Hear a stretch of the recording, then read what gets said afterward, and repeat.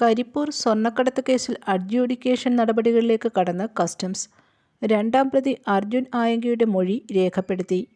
രാമനാട്ടുകരയിലെ വാഹനാപകടത്തിൽ 5 പേർ മരിച്ചതിന് പിന്നാലെ 2.33 കിലോ സ്വർണം പിടികൂടിയ കേസിലാണ് കസ്റ്റംസ് പ്രിവന്റീവ് വിഭാഗത്തിന്റെ നടപടികൾ.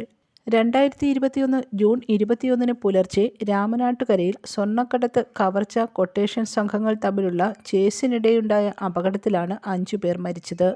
തലേന്ന് രാത്രി കരിപ്പൂർ വിമാനത്താവളത്തിൽ മൂർഖനാട് സ്വദേശി മുഹമ്മദ് ഷെഫീഖിൽ നിന്ന് 1 കോടിയുടെ സ്വർണം പിടികൂടിയിരുന്നു. അപകടത്തെ തുടർന്നുള്ള വിശദമായ അന്വേഷണമാണ് സ്വർണ്ണക്കടത്ത് സംഘങ്ങളിലേക്കും സ്വർണം പൊട്ടിക്കൽ സംഘങ്ങളിലേക്കും എത്തിച്ചത്. പോലീസിനു പുറമെ കൊച്ചി കസ്റ്റംസ് പ്രിവന്റീവ് യൂണിറ്റും അന്വേഷണം നടത്തിയിരുന്നു. കേസിൽ നേരത്തെ നിരവധി തവണ കസ്റ്റംസ് അർജുൻ ആയങ്കിയെ ചോദ്യം ചെയ്തിരുന്നു. അഡ്ജുഡിക്കേഷൻ നടപടികളുടെ ഭാഗമായാണ് കഴിഞ്ഞ ദിവസം വീണ്ടും സമൻസ് നൽകി വിളിപ്പിച്ചത്. കള്ളക്കടത്തിൽ പിഴ ഉൾപ്പെടെയുള്ള നടപടികൾ തീരുമാനിക്കുന്നതിന് മുന്നോടിയായാണ് പ്രതികളുടെ വിശദീകരണം കേൾക്കുന്നത്. ഇത്തരത്തിൽ 40ഓളം പേരുടെ വിശദീകരണം കേൾക്കും. ചീഫ് കമ്മീഷണറാണ് പിഴത്തുക നിശ്ചയിക്കുക. കസ്റ്റംസ് പ്രിവന്റീവ് വിഭാഗം പ്രോസിക്യൂഷൻ കംപ്ലയിന്റ് വൈകാതെ കോടതിയിൽ ഫയൽ ചെയ്യും.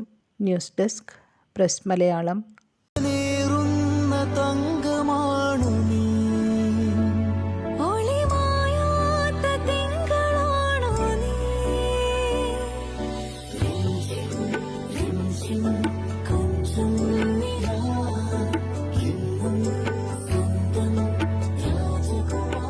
Be a Rajakumari. Rajakumari Gold and Diamonds. The trust of Travancore. Rajakumari.